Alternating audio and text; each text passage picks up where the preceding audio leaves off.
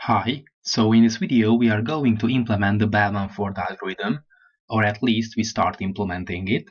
So let's get started. I'm going to create a package named Bellman Ford. I'm going to create the classes, one class for the vertex, one class for the edges in the graph,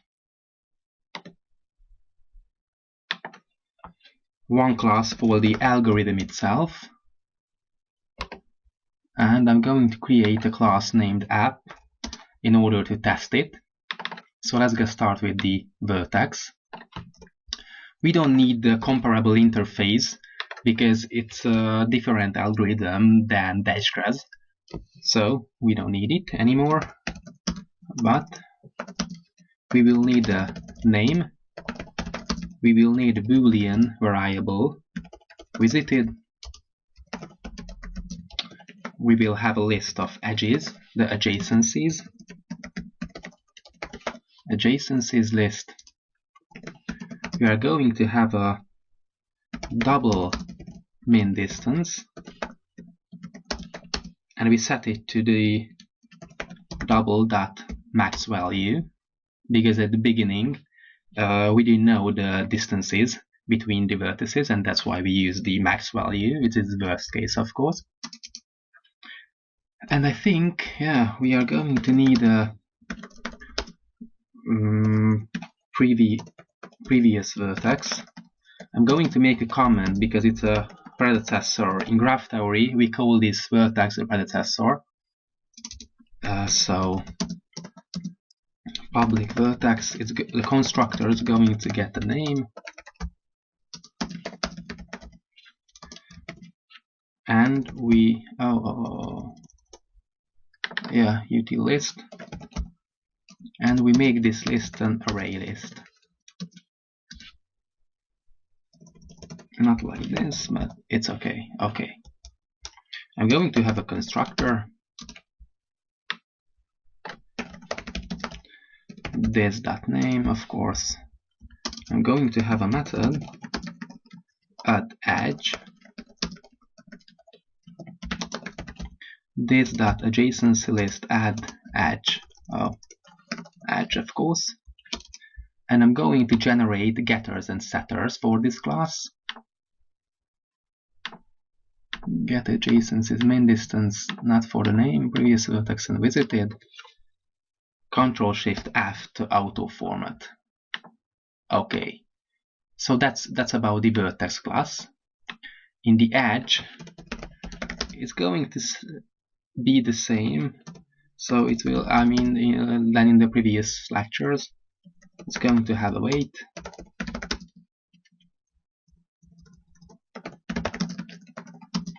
Starting vertex, target vertex. It's going to have a constructor. The getters and setters, okay, we are going to need it too. And I'm going to create a constructor.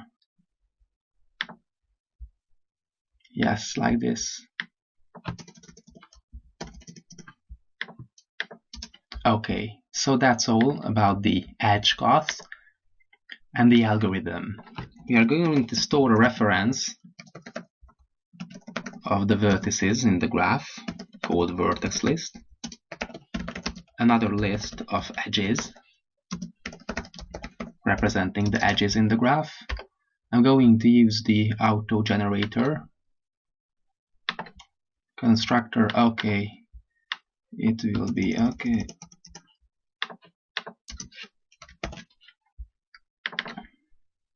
Ctrl+Shift+O to import the java.util.list. Public void shortest path. This method is going to get a vertex, the source vertex, and the target vertex. So the source vertex is the source, of course, and the target is the given vertex. It is our destination. We want to calculate the shortest path from the point we are standing, for example, is the source vertex, to the target vertex. Okay, so because the source is where we are, so we set the min distance to 0, because it's right here. And the main concept is that we keep v minus 1 iteration, if you remember, where v denotes the number of vertices. So this dot vertex list dot size, but minus 1, because v minus 1 I++, and we iterate through the edges, this dot edge list. Now we're going to have a vertex v. I don't like these donations, but usually in Wikipedia, or for example the descriptions of universities, you can find these vertices denoted by v and u, so I'm going to follow the standard. Edge that get start vertex, we have a u equals edge dot get target vertex, and we are going to declare, and here I'm going to say that if edge that get start vertex that get min distance is equal to double that max value, then there's no need to continue. There's no need to continue algorithm, I mean this part of the algorithm, so we just skip it and run the next one. Okay, so it's going to be the next distance. It is v that get min distance plus edge dot get weight, and if this new distance is smaller than the target vertex get min distance. In the previous lectures we saw the illustrations that we keep iterating through the vertices and keep checking whether there's a shortest path to the given vertex, and that's what we are doing here. We keep checking whether the new distance, which is here, the get distance we are standing plus the edge weight, is smaller than the target vertex get min distance. And if so, then we set the u, that set means, so we update this new distance and set the predecessor, which we call previous vertex, to the v, the start vertex. Okay, and as I said earlier, here we have to make another loop, another iteration. We are going through the edges and check whether there's a negative edge cycle or not. So edge that get start vertex that get min distance, min distance is not equal double that max value. If has cycle dot edge, then just system out, sys out that there is a negative cycle. And we are going to implement this method. It just check whether return is greater than edge dot get. It's not going to work.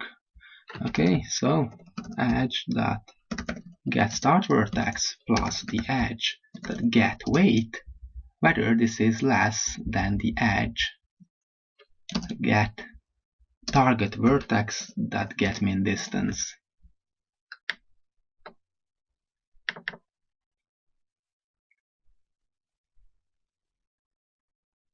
Get start vertex, okay, get min distance, okay. So we do the same as here.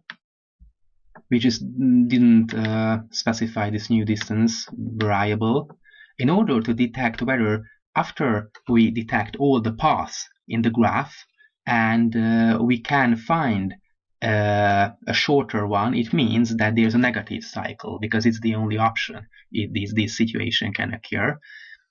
So that's about the Bellman Ford implementation, and in the next video we are going to test it. Thanks for watching.